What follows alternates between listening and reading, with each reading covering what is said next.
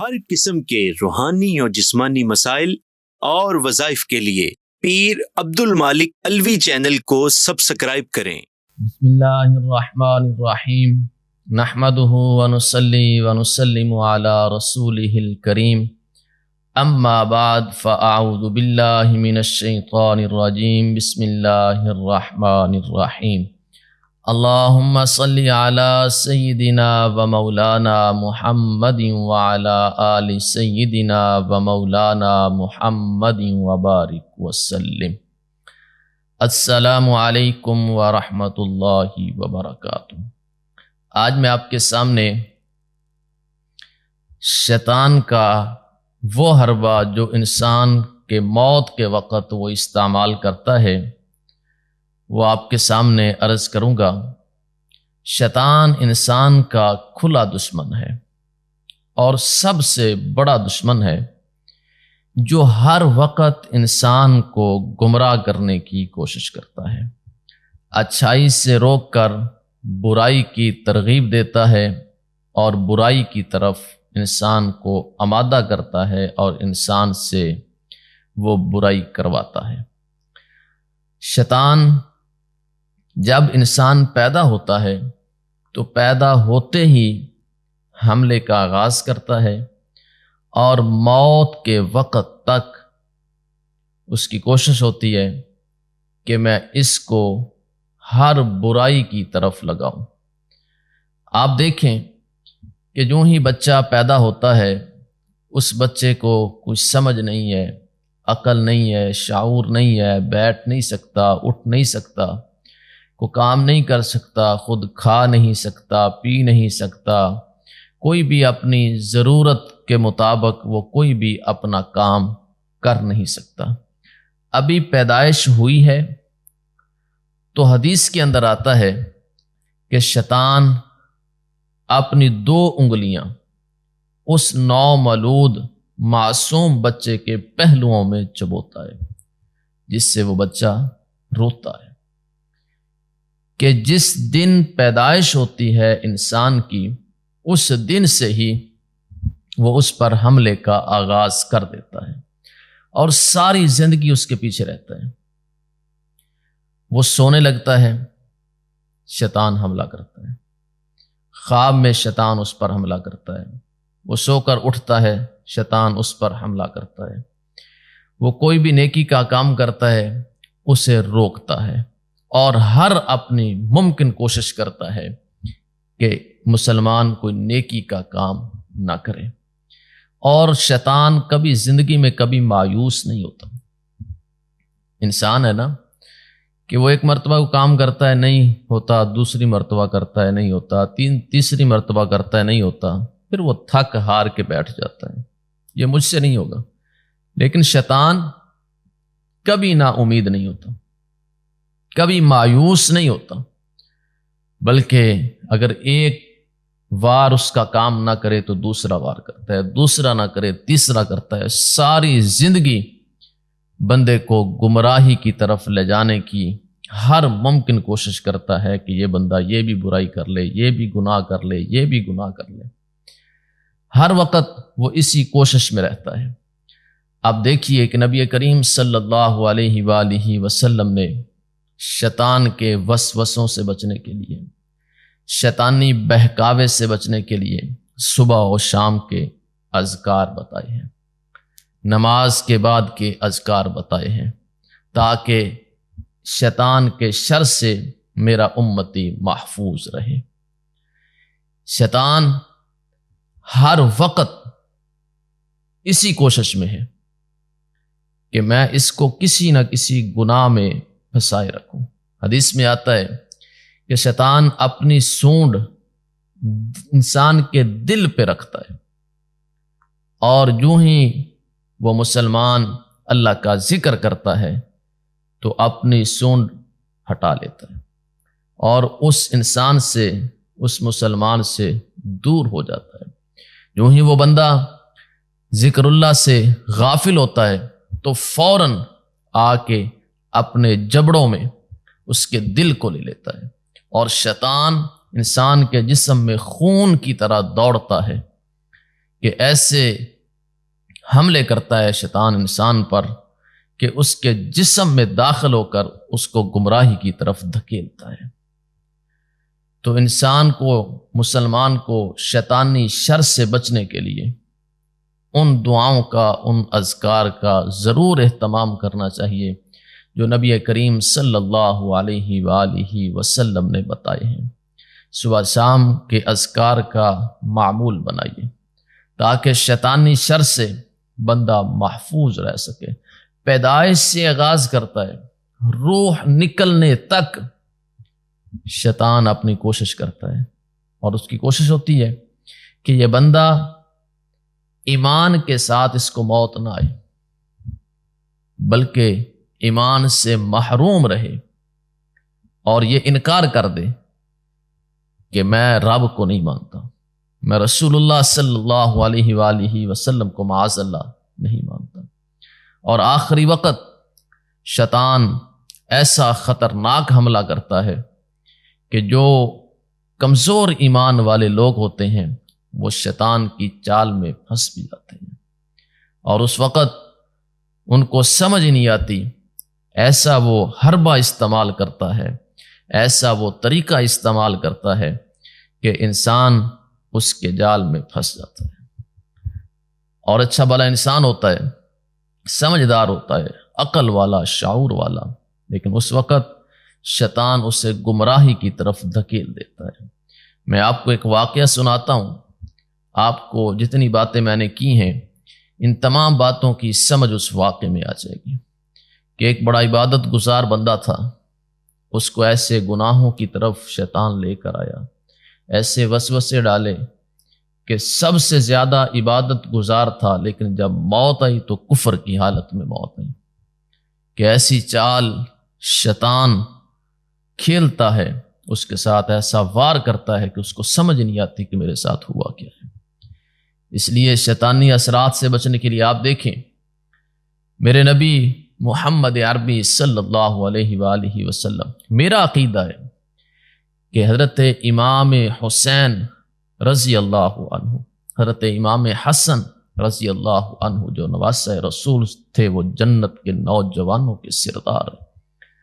میرے نبی ان کو دم کیا کرتے تھے، اعوذ بکلمات اللہ التامۃ من کل شیطان وہامۃ ومن کل عین لامۃ، نظر بد کا بھی اور شیطانی شر سے حفاظت کے لیے بھی۔ میرا عقیدہ ہے کہ شیطان اہل بیت کے پاس آ ہی نہیں سکتا، وہ پاک ہے، لیکن پھر بھی یہ کس کے لیے میرے نبی نے بتایا؟ اپنی امت کے بچوں کے لیے، کہ تاکہ والدین اپنے بچوں کو شیطانی شر سے محفوظ رہنے کے لیے اور نظر بد سے حفاظت کے لیے اپنے بچوں کو دم کریں، کیونکہ شیطان بچپن سے ہی، بچے کی پیدائش ہوئی، حملے کا آغاز کر دیا، اور موت کے وقت تک شیطان اپنے حملے کی کوشش کرتا رہتا ہے۔ میں آپ کو واقعہ سناتا ہوں، اس واقعے کے اندر بہت ساری ہمارے لیے نصیحت ہے، اور اگر اس واقعے کو آپ پورا سنیں گے، سمجھیں گے، تو آپ کو سمجھ آئے گی کہ شیطان کیسے انسان کو بہکا کر، کتنا نیک بندہ تھا، اور اس کو بہکا کر ایسے گناہوں کی دلدل میں پھنسا دیتا ہے کہ اس بیچارے کو سمجھ ہی نہیں آتی۔ بڑا پرانا واقعہ ہے، بڑا عبادت گزار ایک بندہ تھا جس کا نام تھا برسیسا۔ ایسا سمجھیے کہ اس نے اپنے آپ کو اللہ کے لیے وقف کر دیا، اپنا گھر بار چھوڑا، اپنا علاقہ چھوڑا، اور چھوڑ کر دور کسی علاقے میں ایک اپنا خیمہ بنایا یا کمرہ بنایا، اس کمرے میں، اس خیمے میں بیٹھ کر اس نے اللہ کی عبادت کرنا شروع کر دی۔ 24 گھنٹے اللہ کی عبادت میں مصروف ہے، ہر وقت اللہ اللہ اللہ، اللہ کی رضا اور اللہ کی خوشنودی کو حاصل کرنے کے لیے اس نے اپنے آپ کو اللہ کی رضا کے لیے وقف کر دیا ہے۔ اب شیطان کو یہ گوارا نہیں تھا کہ یہ بندہ ہر وقت اللہ کی عبادت کرتا رہے۔ شیطان سوچنے لگا اس طرح تو یہ سیدھا جنت میں چلا جائے گا، اور میرا تو مشن ہی یہی ہے کہ ہر بندے کو جہنم میں اپنے ساتھ لے کے جانا ہے. یہ کیسے جنت میں چلا جائے گا؟ اتنا نیک بندہ، اتنا عبادت گزار بندہ. خیر شیطان نے اپنی پہلا طریقہ اختیار کیا. وہ چلتا ہے اور آ کے دیکھتا ہے یہ کتنی دیر عبادت کرتا ہے، کیسے کرتا ہے، کیا اس کا معمول ہے، میں ذرا دیکھتا ہوں. آ کے دیکھنے لگا تو اس نے دیکھا کہ وہ اللہ کا نیک بندہ دن میں 2-3 بار باہر جھانکتا ہے، دیکھتا ہے. اس نے ایک الماری رکھی ہوئی ہے، کھڑکی رکھی ہوئی ہے. اب وہ اس نے باہر دیکھا، پھر دیکھا، پھر دیکھا. 3 مرتبہ اس نے دن میں باہر دیکھا. شیطان نے اپنا روپ بدلا اور ایک نیک انسان کا روپ اختیار کر کے وہ اس خیمے کے باہر آ کر اس نے نماز کی حالت میں عبادت کرنا شروع کر دی. نماز تو وہ نہیں پڑھ رہا تھا، لیکن حالت اس نے ایسی بنائی جیسے کوئی دیکھنے والا سمجھے کہ بڑا ہی نیک، متقی، پرہیزگار اور اللہ کا کوئی پسندیدہ بندہ ہے. ایسا لباس اور ایسا اس نے حلیہ اپنا بنایا ہوا اور ایسا عبادت میں مصروف ہے. اب وہ قیام میں کھڑا ہے، عبادت کر رہا ہے. اب اللہ کے اس نیک بندے نے اس کھڑکی سے دیکھا تو سامنے وہ عبادت گزار بندہ نظر آیا. تو اس اللہ والے نے اس کی طرف دیکھا اور سوچا یار کو اللہ کا نیک بندہ لگتا ہے جو عبادت میں مصروف ہے ویرانے میں آ کے، اور میں تو یہاں پہ اکیلا عبادت کر رہا تھا، یہ کوئی اور بھی اللہ کا نیک بندہ ہے جو باہر کھڑا عبادت کر رہا ہے. خیر وہ دیکھا اور اپنی عبادت میں مصروف ہو گئے. کچھ دیر کے بعد پھر دیکھا تو وہ رکوع میں ہے. پھر دیکھا اور سوچا یار اللہ کا کوئی نیک ہی بندہ لگتا ہے. پھر دیکھا تیسری مرتبہ تو وہ عبادت میں مصروف ہے شیطان. اب کچھ دن ایسے ہی گزر گئے. شیطان وہاں پہ کھڑا نماز کی حالت میں عبادت کرتا رہا. وہ اللہ کا نیک بندہ دیکھتا رہا. اس اللہ کے نیک بندے کے دل میں محبت ہونا شروع ہو گئی کہ یہ اللہ کا کوئی نیک بندہ ہے، برگزیدہ بندہ ہے، کوئی متقی ہے، پرہیزگار ہے، کوئی اللہ کا خاص ہی بندہ ہے جو اللہ کی رضا اور اللہ کی خوشنودی کو حاصل کرنے کے لیے باہر کھڑا ہو کر اللہ کی عبادت میں ہر وقت مصروف رہتا ہے. کچھ دن گزرنے کے بعد بارش شروع ہوئی اور اللہ کے نیک بندے نے کھڑکی سے دیکھا کہ بارش ہو رہی ہے اور وہ بندہ اللہ کی عبادت میں مصروف ہے. اب انہوں نے کہا کہ اللہ کے بندے ایسا کر تو میرے خیمے میں آ جا. اسی کے انتظار میں تھا وہ شیطان کہ کسی نہ کسی طریقے یہ مجھے اپنے خیمے میں بلا لے. اللہ کے نیک بندے نے تو یہ سوچا کہ یہ بھی اللہ کا نیک بندہ ہے، عبادت کر رہا ہے، بارش میں کھڑا ہے عبادت کر رہا ہے، میں اسے اپنے خیمے میں بلا لیتا ہوں تاکہ یہاں آ کر یہ بھی میرے ساتھ عبادت کر لے. اس میں کون سی حرج والی بات ہے؟ خیر شیطان اندر آ گیا اور اندر آ کر اس اللہ والے اس نیک بندے کے ساتھ عبادت کرنے لگا. خیر کئی مہینوں تک اس نے عبادت کی اس اللہ کے نیک بندے کے ساتھ جو سب سے زیادہ عبادت گزار صاحب برسیسا. اب اس نے شیطان نے سوچا کہ اس کے دل میں میری ہمدردی آ گئی ہے اور میرے لیے محبت آ گئی ہے، میری عزت بھی کرتا ہے، احترام بھی کرتا ہے، تو اب میں ایسا کرتا ہوں کہ اب دوسرا حربہ استعمال کرتا ہوں، دوسرا حملہ کرتا ہوں. اب وہ کہنے لگا کہ آپ نے میرے ساتھ بڑا وقت گزارا، آپ بڑے نیک بندے ہیں، تو میں بھی آپ کے ساتھ اللہ کی عبادت کرتا رہا، لیکن اب میں یہاں سے جانا چاہتا ہوں، آپ مجھے اجازت دیں. اس اللہ والے نے کہا کہ آپ نیک بندے ہیں، میں کیا کہہ سکتا ہوں، میں تو دعا ہی کر سکتا ہوں. ٹھیک ہے، اگر آپ جانا چاہتے ہیں تو آپ چلے جائیں، میرا تو کام ہی یہی ہے، میں تو اسی مشن پہ ہوں کہ میں نے اپنے آپ کو اللہ کی رضا کے لیے وقف کر دیا ہے اور میں خالصتاً اللہ کی رضا کے لیے یہاں پہ ہوں اور اللہ کی عبادت کرتا رہوں گا. وہ کہنے لگا ٹھیک ہے میں جانے لگا ہوں، لیکن مجھے میرے بزرگوں نے بڑوں نے ایک عمل دیا تھا، میرا دل چاہتا ہے کہ وہ عمل میں آپ کو تحفہ کرتا ہوں۔ وہ عمل کیا ہے کہ میرے بڑوں نے مجھے ایک دم بتایا تھا، وہ جس کو بھی دم کریں گے تو اس کو شفا مل جائے گی۔ وہ اللہ والا کہنے لگا کہ مجھے کیا ضرورت ہے، میرا دنیا کے ساتھ کوئی تعلق ہی نہیں ہے، میرا اللہ کے ساتھ تعلق ہے، مجھے اس کی ضرورت نہیں ہے۔ اس نے کہا بڑی محنت کے ساتھ، بڑی عبادتوں کے ساتھ اور بڑی ریاضتوں کے ساتھ یہ بڑوں نے یہ عمل، یہ دم لیا ہے، تو میں چاہتا ہوں کہ جس طرح مجھے بڑوں نے دیا ہے میں آپ کو دے دوں۔ اگر کوئی ایسا بندہ آ جائے تو آپ اس کو دم کر دیں، یہ میری طرف سے تحفہ ہے، آپ رکھ لیں۔ وہ کہنے لگا، برسیسا کہنے لگا کہ ٹھیک ہے، آپ مجھے وہ دم بتا دیں۔ دم سیکھا اور دم سیکھ کر وہ اپنی عبادت میں مصروف ہو گئے اور شیطان اپنی اگلی چال پر چل پڑا۔ وہاں پر جو وقت کا بادشاہ تھا اس کے گھر چلا گیا۔ اس کے گھر جا کر اس کے 3 بیٹے تھے بادشاہ کے اور 1 بیٹی تھی۔ اس ایک بیٹی پر اپنے شیطانی اثرات بھیجنا شروع کر دیے کہ اس پر اثر ہونا شروع ہو گیا، جس طرح کسی کو دورے پڑتے ہیں اور جنون کی کیفیت میں بندہ ہو جاتا ہے، اس طرح اس بادشاہ کی بیٹی کو جنون کی کیفیت اور دورے پڑنے لگے۔ جب دورے پڑنے لگے تو بادشاہ نے بڑے بڑے حکیموں کو بلایا، بڑے بڑے ڈاکٹروں کو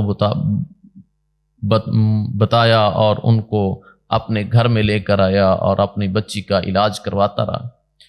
لیکن بادشاہ نے بڑا علاج کروایا، بڑے حکیموں نے بہت کچھ کیا، لیکن اس بچی پر کوئی اثر نہیں ہوا۔ بچی جوان تھی، خوبصورت تھی اور اس وقت کے حساب سے پڑھی لکھی وہ بچی تھی بادشاہ کی۔ اب بادشاہ نے سوچا کہ میں اتنا علاج کروایا، کچھ سمجھ نہیں آ رہی۔ تو بادشاہ کے دل میں شیطان یہ خیال ڈالتا ہے کہ آپ نے حکیموں اور ڈاکٹروں سے بڑا علاج کروایا لیکن یہ تندرست نہیں ہوئی، شفا نہیں ہوئی، تو بادشاہ صاحب آپ ایسا کریں کہ آپ اس کو کسی اللہ والے سے دم کروا لیں۔ اب بادشاہ کے دل میں خیال آیا تو اس نے اپنے لوگوں کو بھیجا کہ کوئی اللہ والا نیک بندہ کو تلاش کرو جو سب سے زیادہ نیک ہو، تاکہ میں اپنی بیٹی کو دم کرواؤں، تاکہ میری بیٹی جو ہے وہ تندرست ہو جائے، شفا یاب ہو جائے۔ لوگوں نے اسی وقت کہا کہ بادشاہ سلامت، ایک ہی بندہ ہے جو اس وقت نیک ہے، وہ فلاں جگہ پہ رہتا ہے اور اس کا نام برسیسا ہے، لیکن وہ کسی سے ملتا نہیں ہے، وہ ہر وقت اپنی عبادت میں مصروف رہتا ہے، اس کا دنیا کے ساتھ کوئی لینا دینا نہیں ہے۔ بادشاہ نے کہا کہ اس کے پاس جاؤ، اس کی منت سماجت کرو اور اس سے کہو کہ میری بیٹی کو دم کر دے، اللہ کا نیک بندہ ہے، ہو سکتا ہے کہ اس کے دم کرنے سے میری بیٹی کو شفا ہو جائے، میری بیٹی تندرست ہو جائے۔ خیر لوگ آئے اس کے پاس، اس نے کہا کہ میرا وقت ضائع نہ کریں، میں یہ کام نہیں کرتا، میں صرف اللہ کی عبادت کرتا ہوں، میرا دنیا کے ساتھ کوئی تعلق نہیں ہے، تو آپ میرے پاس آ کے میرا وقت ضائع کر رہے ہیں، میں نے اپنی عبادت کرنی ہے۔ لیکن اس کے کہنے پر وہ لوگ بادشاہ کے پاس آئے کہ وہ نہیں مان رہا۔ بادشاہ نے پھر بھیجا کہ اس کے پاس جاؤ اور اس سے کہو کہ اگر آپ نہیں آ سکتے تو بادشاہ اپنی بیٹی کو خود لے کر آپ کے پاس آ جاتا ہے، آپ اسے دم کر دیں۔ خیر جب لوگ پھر گئے تو اس نے سوچا کہ مجھے بھی وہ اللہ والا جو شیطان صاحب تھے وہ مجھے بھی دم دے کے گیا تھا کہ بڑوں نے دیا ہے، تو میں بھی دم کر کے چیک بھی کر لیتا ہوں، مجھے پتہ بھی چل جائے گا اور میں دم بھی کر لیتا ہوں۔ کہنے لگا ٹھیک ہے، بادشاہ سے کہو کہ اپنی بیٹی لے کے ادھر آ جائے۔ بادشاہ نے اپنی بیٹی کو ساتھ لیا اور اس عبادت گزار برسیسا کے پاس آ گئے۔ جب اس عبادت گزار بندے نے بادشاہ کی بیٹی کو دم کیا، وہ فوراً شفا یاب ہوگی۔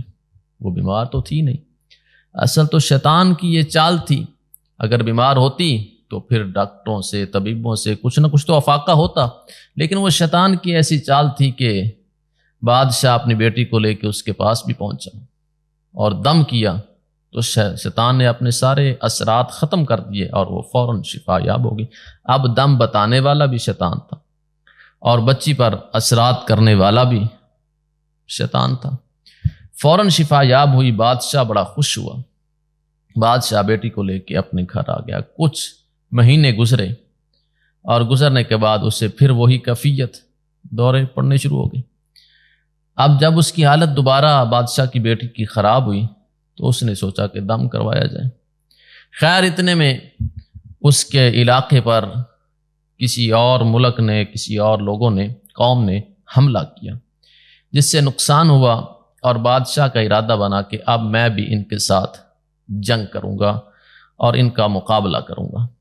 بادشاہ نے سوچا کہ میرے 3 بیٹے ہیں، وہ تو میرے ساتھ چلے جائیں گے، ایک میری بیٹی ہے، بیمار ہے، جنگ میں جانا ہے، سال بھی لگ سکتا ہے، 1.5 سال بھی لگ سکتا ہے، 2 سال بھی لگ سکتے ہیں۔ اس وقت کون سی اتنی کوئی تیز رفتاری تھی؟ آج تو جہاز ہیں اور بڑی بڑی تکنیک اور بڑے بڑے سائنسدانوں نے ایسے تجربات کر کے ایسی چیزیں ایجاد کر دی ہیں کہ کسی پہ حملہ کرنا بہت آسان ہے، لیکن اس وقت تو پیدل جانا ہوتا تھا یا گدھوں پہ یا گھوڑوں پہ یا اونٹوں پہ سواری کرتے تھے۔ اس نے کہا 1.5-2 سال تو مجھے لگ جائیں گے، تو میں اپنی بیٹی کو ساتھ لے جاؤں تو میری بیٹی تو پہلے ہی بیمار ہے، تو اس کا میں کیا کروں؟ شیطان نے بادشاہ کے دل میں یہ خیال ڈالا کہ بادشاہ صاحب آپ پریشان کیوں ہوتے ہیں؟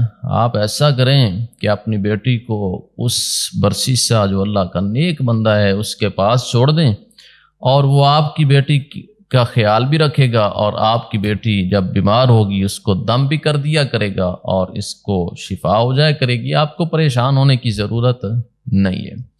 بادشاہ نے بھی سوچا کہ یار بات تو یہ ٹھیک ہے، اگر میں اس طرح کر لوں، اللہ کا نیک بندہ ہے، ہر وقت عبادت میں مصروف رہتا ہے، اس کا دنیا کے ساتھ کوئی تعلق نہیں، کوئی واسطہ نہیں، تو میں ایسا کرتا ہوں، میں اس کو اپنی بیٹی کو اس کے پاس چھوڑ جاتا ہوں۔ بادشاہ نے اپنی بیٹی کو ساتھ لیا، 3 بیٹوں کو ساتھ لیا اور برسیسا جو عبادت گزار تھا اس کے پاس آ گیا اور کہنے لگا کہ میں ایسے جنگ پہ جا رہا ہوں اور مجھے کچھ عرصہ لگ جائے گا، تو آپ ایسا کریں، یہ میری بیٹی آپ کے پاس رہے گی اور جتنی دیر تک میں واپس نہیں آتا یہ آپ کے پاس ہی رہے گی، آپ اسے اپنے پاس رکھ لیں تاکہ میری پریشانی جو ہے وہ ختم ہو جائے گی، جب یہ بیمار ہوگی تو اس کو دم کر دیا کریں گے۔ وہ کہنے لگا توبہ توبہ توبہ، نا میں یہ کام نہیں کر سکتا، یہ غیر محرم ہے، میں کیسے اس کو اپنے پاس رکھ سکتا ہوں، کیسے یہ میرے پاس ٹھہر سکتی ہے؟ میں بادشاہ صاحب یہ کام نہیں کر سکتا، میرا کام ہی نہیں ہے، میرا کام صرف اللہ کے ساتھ تعلق جوڑنا ہے، اللہ کے ساتھ رہنا ہے، میرا کوئی تعلق نہیں ہے دنیا کے ساتھ، آپ مہربانی فرمائیے اور اپنا معاملہ خود حل کیجیے۔ بادشاہ کہنے لگا کہ آپ میری بات مان لیں، مہربانی کریں، میری بیٹی بیمار ہے، میں اس کو کیسے ساتھ لے کے جاؤں گا؟ تو آپ کے قریب رہے گی، ہمیں آپ پہ اعتماد ہے۔ وہ کہنے لگا کہ نہیں، میں یہ کام نہیں کر سکتا۔ بادشاہ نے پھر ایک اپنی رائے دی۔ بادشاہ کہنے لگا اگر آپ اس طرح نہیں کر سکتے تو میں ایسا کرتا ہوں کہ آپ کے اس کمرے یا خیمہ جو بھی تھا، اس مکان کے سامنے ایک اور مکان بنا دیتا ہوں، اس میں میری بیٹی رہتی رہے گی، آپ ادھر رہتے رہیں، جب کبھی میری بیٹی بیمار ہوگی تو آپ اس کو دم کر دیا کریں گے۔ خیر بادشاہ کی بات پر وہ برسیسا جو عبادت گزار تھا اس نے رضامندی اختیار کر لی، ٹھیک ہے میں آپ کی بات مان لیتا ہوں۔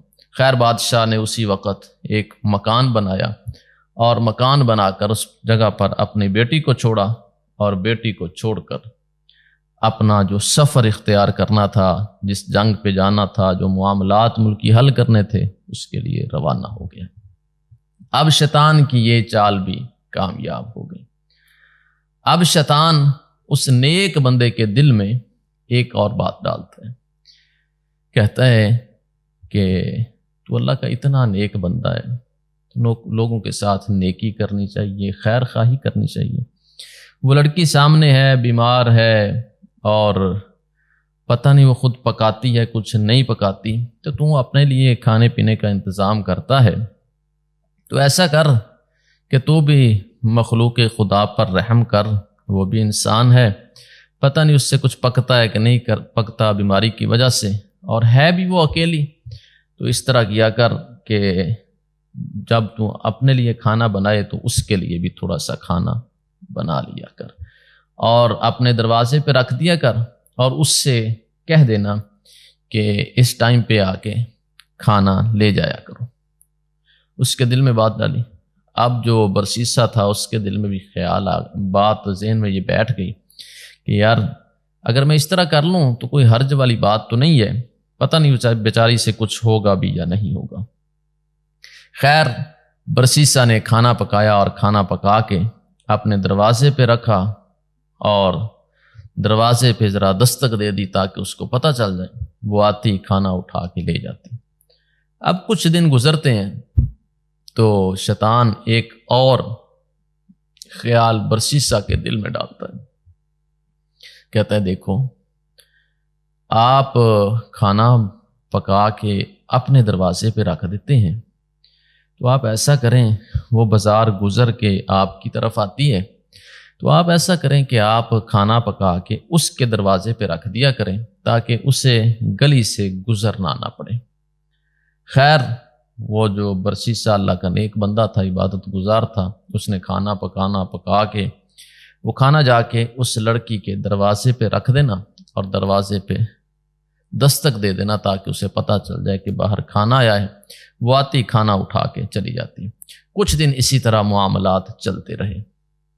اب شیطان نے پھر ایک اور خیال دل میں ڈالا برسیسا کے، اور خیال یہ ڈالا کہ دیکھیں تم کتنی عبادت کرتے ہو، ہر وقت نماز میں، ہر وقت عبادت میں رہتے ہو، ایسے کرو کہ اس لڑکی کو کچھ تھوڑی بہت واعظ و نصیحت کر دیا کرو تاکہ وہ بھی عبادت کرنے لگے، نماز پڑھنے لگے، اس کی زندگی میں بھی کچھ تبدیلی آ سکے، اور وہ بھی اللہ کی رضا اور اللہ کی خوشنودی کو حاصل کر سکے۔ اب جب یہ بات ڈالی تو برسیسا سوچنے لگا کہ میں اس کو واعظ و نصیحت کرتا ہوں، لیکن کروں کیسے؟ تو برسیسا نے سوچا کہ میں اس طرح کرتا ہوں، میں اپنی چھت پہ بیٹھ جاتا ہوں، اس کو کہتا ہوں تم اپنی چھت پہ بیٹھ جاؤ، میں یہاں پہ واعظ و نصیحت کرنا شروع کر دوں گا۔ اب وہاں بیٹھ کر واعظ و نصیحت شروع کر دی۔ وہ اپنی چھت پہ بیٹھ جاتی لڑکی، یہ برسیسا اپنی گھر کی چھت پر بیٹھ جاتا، جو کمرہ تھا یا جو بھی معاملہ تھا اس وقت جو میسر تھا۔ اب یہاں پہ واعظ و نصیحت شروع کر دی۔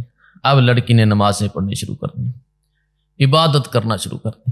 اب شیطان نے پھر برسیسا کے دل میں خیال ڈالا کہ دیکھو آپ کے کہنے سے وہ نمازی بن گئی، وہ عبادت گزار بن گئی، وہ متقی بن گئی، تو اس طرح جب آپ بات کرتے ہیں، واعظ و نصیحت کرتے ہیں، گزرنے والا اگر کوئی سنے گا تو وہ کیا کہے گا، اتنی اونچی آواز میں آپ بات کرتے ہیں، تو آپ ایسا کریں، ایسا نہ کیا کریں، آپ اس کے دروازے پہ چلے جائیں کریں، وہاں جا کر کچھ واعظ و نصیحت فرما دیا کریں۔ برسیسا کے دل میں یہ بات بیٹھی، اور اس نے کہا کہ میں نا آپ کے دروازے پہ آ جایا کروں گا، لڑکی سے کہا، اور وہاں آ کے واعظ و نصیحت کر دیا کروں گا۔ اب برسیسا کھانا ساتھ لیا اور ساتھ لے کر اس لڑکی کے دروازے پر پہنچا، اور سوچا کہ میں اس جگہ پہ کھڑا ہو کے اس کو واعظ و نصیحت بھی کر دوں گا۔ اب لڑکی اندر کھڑی ہو گئی اور واعظ و نصیحت کرنے لگا۔ خیر کچھ دن یہی معاملات چلتے رہے تو شیطان نے برسیسا کے دل میں یہ خیال ڈالا کہ اے برسیسا، تو جا کے دروازے پہ کھڑا ہوتا ہے، کوئی آئے گا دیکھنے والا کیا کہے گا کہ پاگلوں کی طرح دروازے پہ کھڑا ہو کر پتہ نہیں کس سے باتیں کرتا رہتا ہے، لوگ کیا کہیں گے۔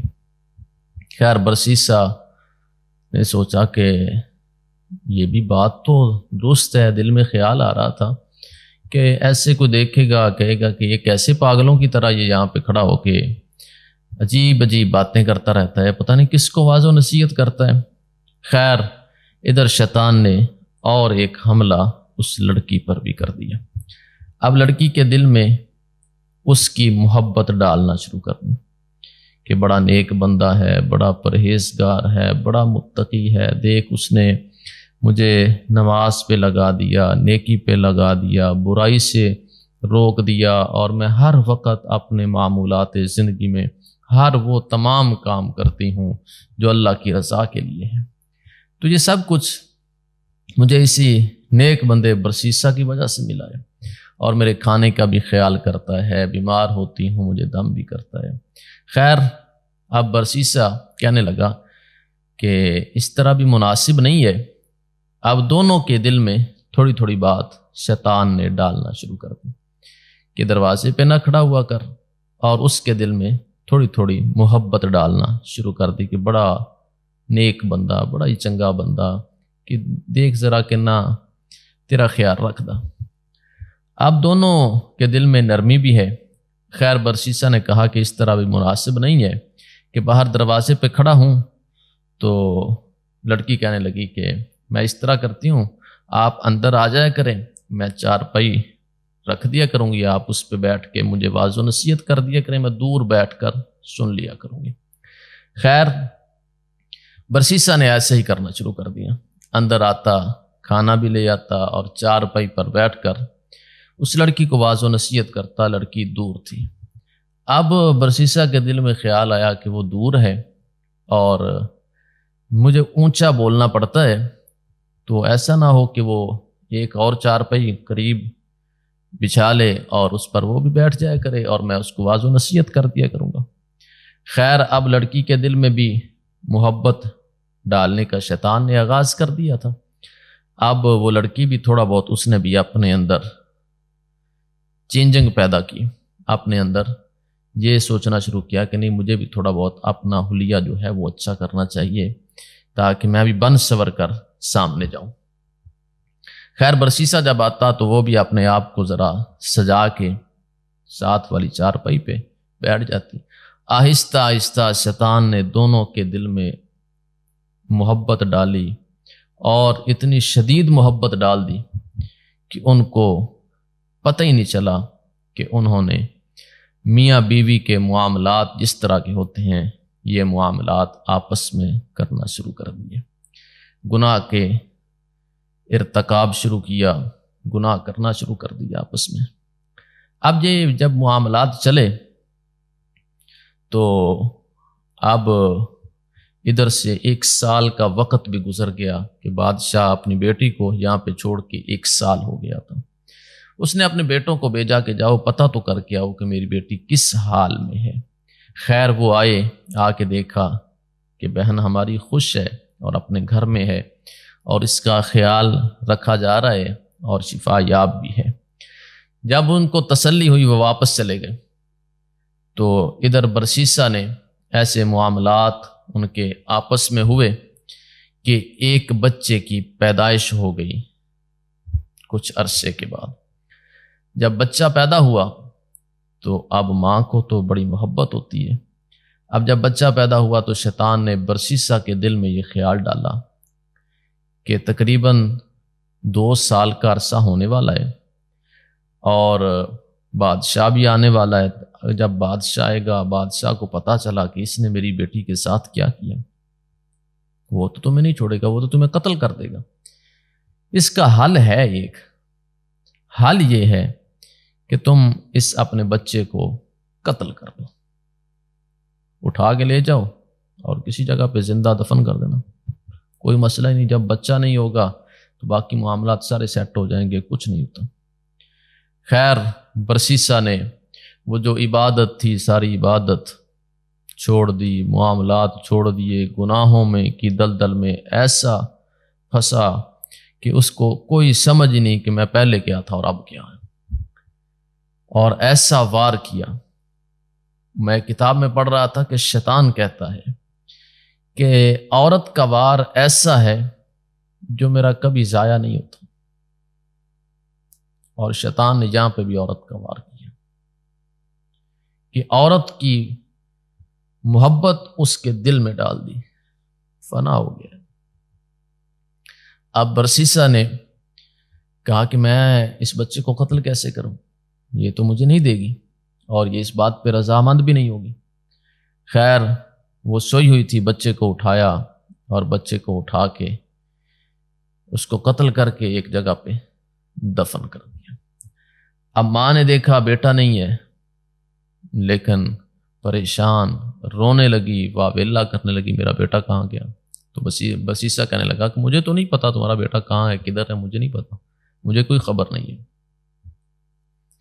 اب ماں ہوتی ہے، رونے لگی اور واویلا کرنے لگی کہ میرا بیٹا کہاں گیا، کدھر گیا، پتہ نہیں کس حالت میں ہوگا، کوئی اٹھا کے لے گیا، اسے کیا معلوم کہ اس نے قتل کر دیا۔ اب جب یہ معاملہ ہوا تو شیطان نے پھر ایک اور حملہ کیا۔ برسیسا کے دل میں خیال ڈالا کہ تم نے اس کے ساتھ جو معاملہ کیا وہ بھی ٹھیک نہیں تھا، پھر بچہ ہوا تو نے بچے کو بھی قتل کر دیا، اور ماں بچے کو کبھی نہیں بھول سکتی، اس کا حل یہی ہے کہ تو اس کو بھی قتل کر دے، نہیں تو بادشاہ کے آنے کا وقت ہے، جب وہ آئے گا یہ بادشاہ کو بتا دے گی اور تمہیں قتل کر دیا جائے گا، تمہاری سزا یہی ہوگی۔ اب برسیسا نے اپنی وہ جس کو دم کیا کرتا تھا بادشاہ کی جو بیٹی تھی اس کو بھی قتل کر دیا، صرف اپنے بچاؤ کے لیے۔ جب اس کو قتل کیا اور دل میں خیال یہی ہے کہ جب بادشاہ آئے گا تو کہوں گا بیمار تھی، بڑی نیک تھی، عبادت گزار تھی، بڑی اچھی تھی آپ کی بیٹی، لیکن بیماری کی وجہ سے وہ فوت ہو گئی ہے اور میں نے اس کو دفن کر دیا۔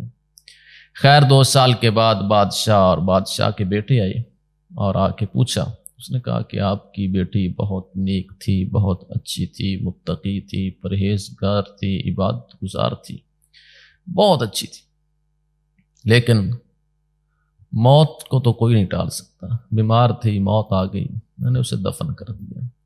خیر انہوں نے یقین کیا اس نیک بندے کی، کیونکہ پہلے بڑا عبادت گزار تھا، نیک تھا، اس کی بات پر یقین کیا بادشاہ نے اور اپنے گھر آ گئے۔ رات ہوئی، ایک بھائی کو خواب کے اندر شیطان آتا ہے اور اس کو خواب دکھاتا ہے کہ آپ کی بہن فوت نہیں ہوئی بلکہ آپ کی بہن کو قتل کیا گیا ہے اور فلاں جگہ پر اس کو دفن کر دیا گیا ہے، اس کا ایک بچہ بھی تھا اس کو بھی قتل کر دیا ہے اور قتل برسیسا نے کیا ہے۔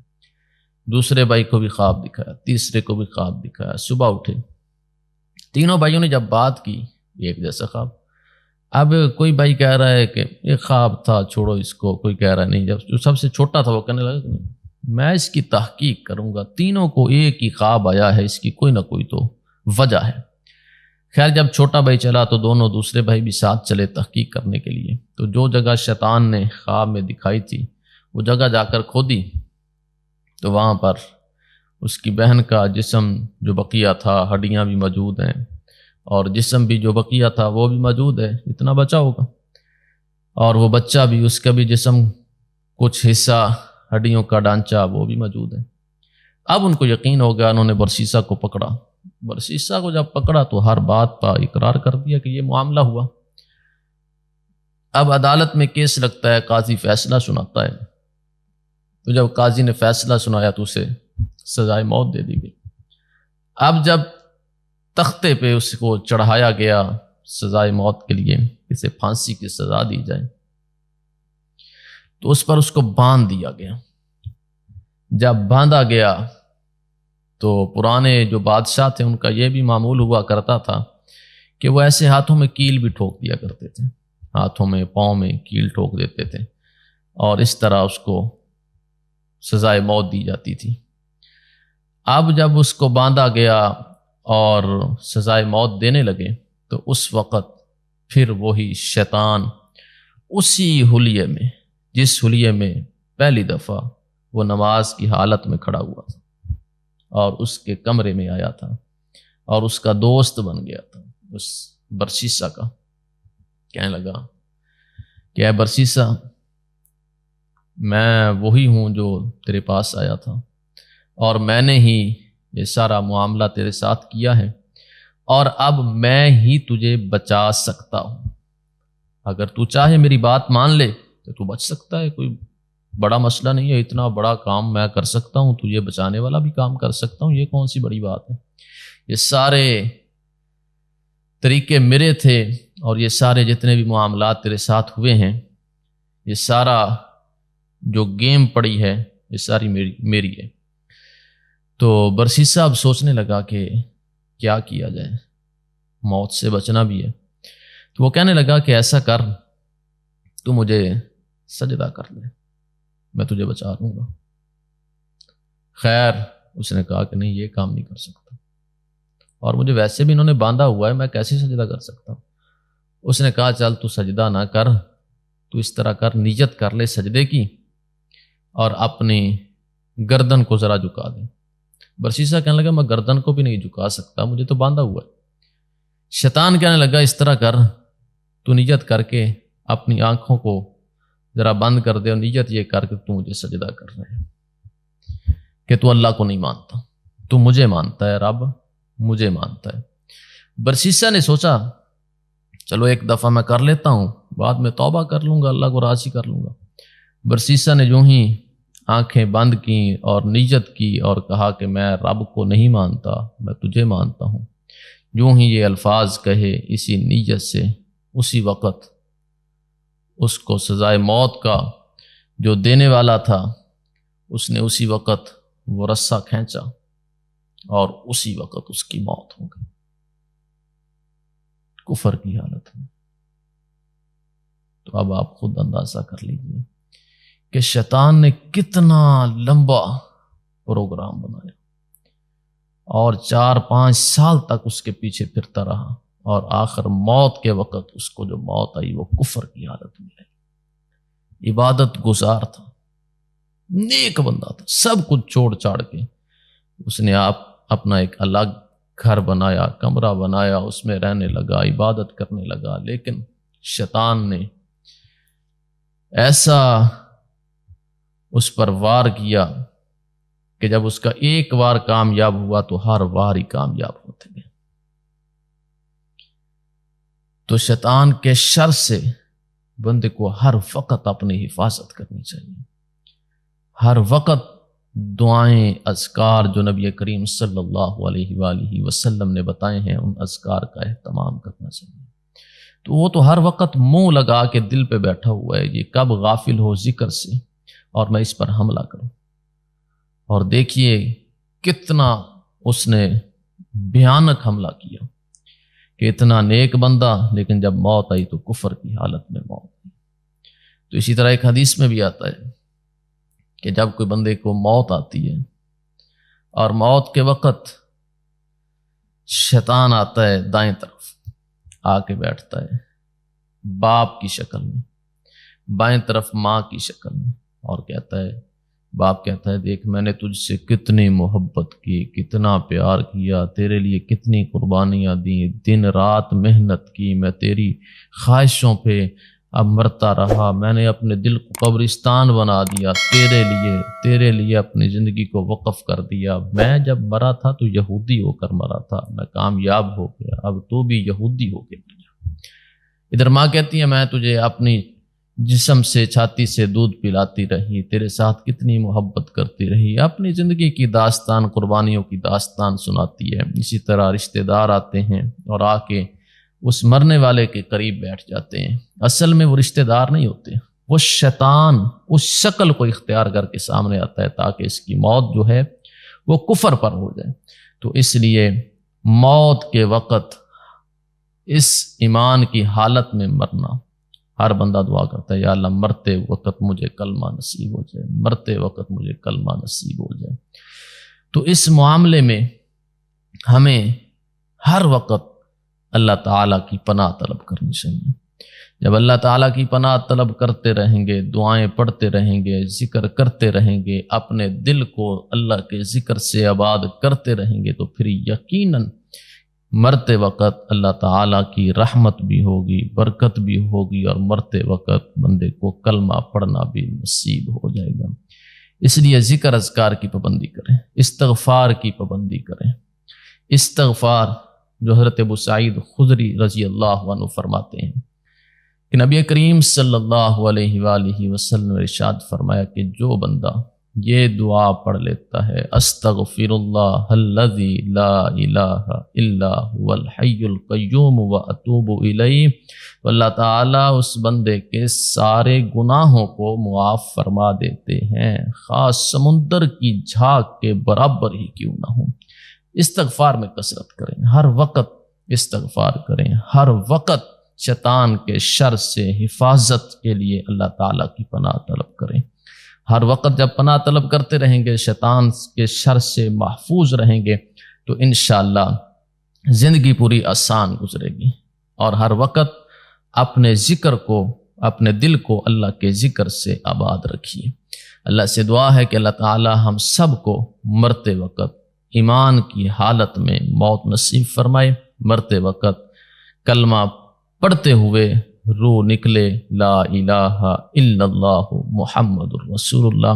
جتنے مسلمان پریشان ہیں اللہ سب کی پریشانی کو دور فرمائے، جتنے مسلمان بیمار ہیں اللہ سب کو شفا عطا فرمائے، جتنے مسلمان اس دنیا سے جا چکے ہیں اللہ سب کی کامل مغفرت، کامل بخشش فرمائے، اللہ سب کو جنت الفردوس میں اعلیٰ مقام عطا فرمائے۔ اللہ تعالی ہر آنے والی پریشانی، مصیبت، آفات سے اللہ تعالی ہم سب کو محفوظ فرمائے، اللہ تعالی ہم سب کو ہدایت نصیب فرمائے، اللہ تعالی شیطانی شر سے ہم سب کو محفوظ فرمائے۔ آمین ثم آمین وآخر دعوانا ان الحمد للہ رب العالمین۔